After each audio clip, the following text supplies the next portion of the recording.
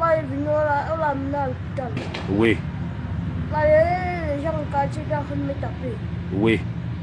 Il n'a que 11 ans, mais Ismaël portait déjà la tunique d'assassin.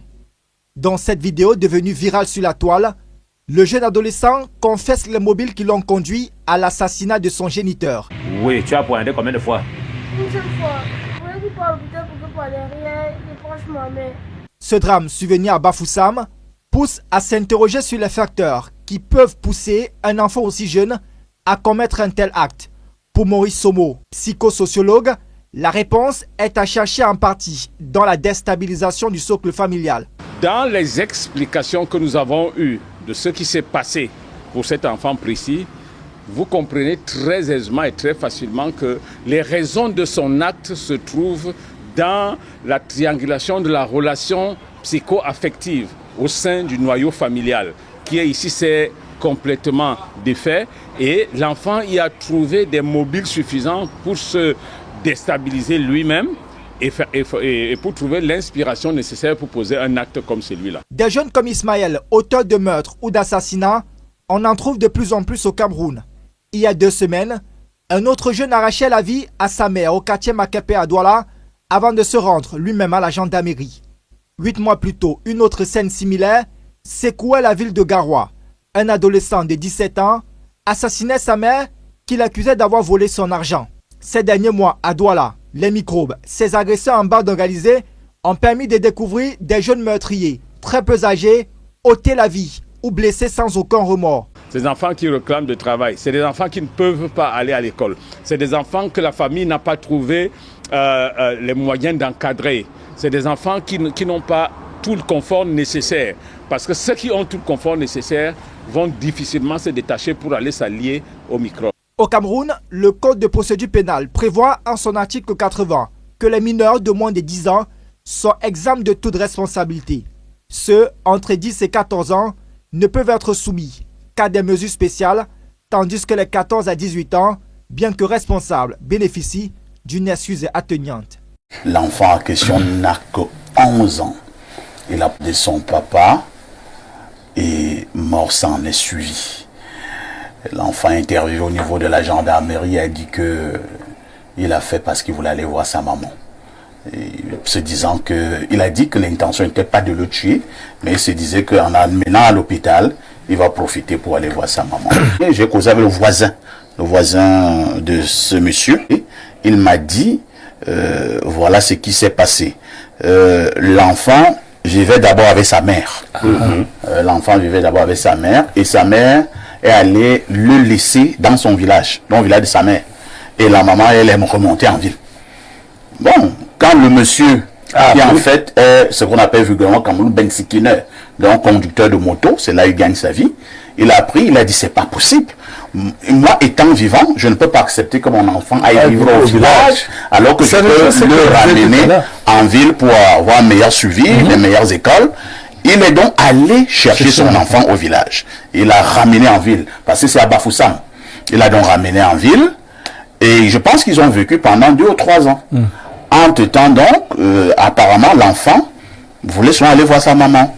Mais le monsieur ne voulait pas, parce qu'il se disait que ça peut encore être compliqué.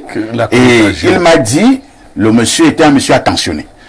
Comme il n'avait pas de femme jusque-là, le monsieur se levait pratiquement à 4h35 pour faire à manger au petit. Il faisait à manger au petit. Et ce soir-là, il est rentré avec un petit plastique. Pour le petit, il y avait un peu de poisson à la braise, le bâton de manioc et tout ça pour donner au petit. Et il a trouvé que le petit n'était même pas encore lavé. Il a dit au petit, mais comment jusqu'à cette heure tu es encore sale? Va te laver. Le petit s'est lavé. Et le petit avait mangé. Et le monsieur s'est donc un peu endormi au salon parce qu'il était en train de vouloir regarder les journaux de 20h. Et il s'est endormi. C'est là le petit est donc venu avec le couteau. La vérité est que le monsieur s'est réveillé et il a saisi son fiston qui voulait s'enfuir. Il a saisi, bien qu'étant déjà touché par ce poignard, et il a commencé à crier au secours. C'est là où le père même vient de te donner un gros poisson avec le bâton de manioc. Ouais. Lui qui est célibataire. Tu vois un papa qui conduit la moto. On connaît les enfants. Voilà, poisson brisé. Le poisson brisé. Tout le monde même avec le poisson. Donc il apporte le poisson brisé. Il dit au salopard de fils que va te manger, petit apprenti sorcier, va manger. Il vient, il mange, il finit de manger. Pendant que le père qui lui a apporté le poisson s'assoupit un peu, il prend le couteau et le flanque dans son ventre. Samuel Bonjork, est-ce qu'à un moment donné, nous-mêmes, nous ne nourrissons pas, nous n'élevons pas nos propres démons? Est-ce qu'on ne peut pas également soupçonner, nous sommes là que dans les soupçons, que par moment également, ce genre d'enfant peut être manipulé par leur maman? La maman disait quoi à cet enfant lorsqu'elle était avec lui? Peut-être que la maman dit que ton père était un mauvais type, il nous a abandonnés, c'est un tortionnaire, il ne nous aime pas, ainsi de suite. Est-ce que ce que certaines mamans disent souvent aussi aux enfants ne peuvent pas faire en sorte que parfois certains enfants en veulent à un de leurs parents? Non, parfois, c'est quand vous avez un enfant avec une femme de mauvaise vie et que vous n'avez pas épousé, faites très attention. Voilà. Si votre enfant est en contact avec cette femme-là constamment, des choses peuvent venir de là-bas et vous atteindre. C'est pour cela que vous verrez que certains hommes, s'ils ne t'ont pas épousé, ils te laissent aussi avec ton enfant. S'il veut, il intervient directement. Parce que moi, j'ai connu un enfant dont la maman a donné une mission sur ses autres enfants de la maison, ses autres frères de la maison.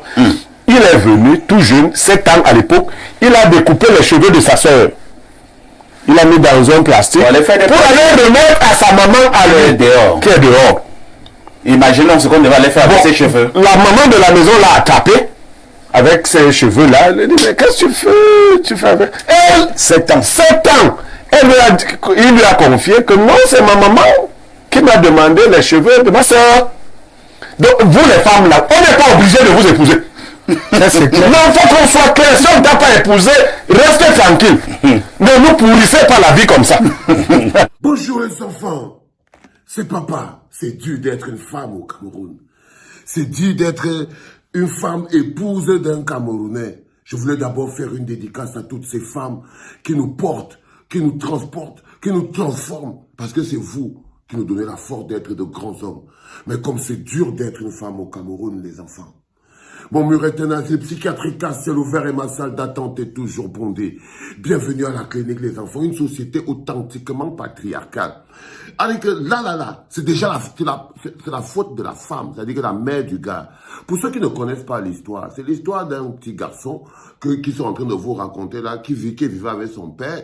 Et bon voilà, il s'est passé quelque chose et tout, le petit a sorti le nep, il a nep son répé. Il a nep le répé dans le lit, le répé est mort. Un petit garçon de 11 ans a nep son père dans le lit à 11 ans. Il vous raconte comment le petit s'est retrouvé chez son père. C'est-à-dire que le père fait un enfant. Tu peux avoir voir le petit irresponsable. Hein? L'irresponsable Ben Sekiner fait un enfant avec une fille. Il abandonne la fille avec l'enfant comme vous faites habituellement.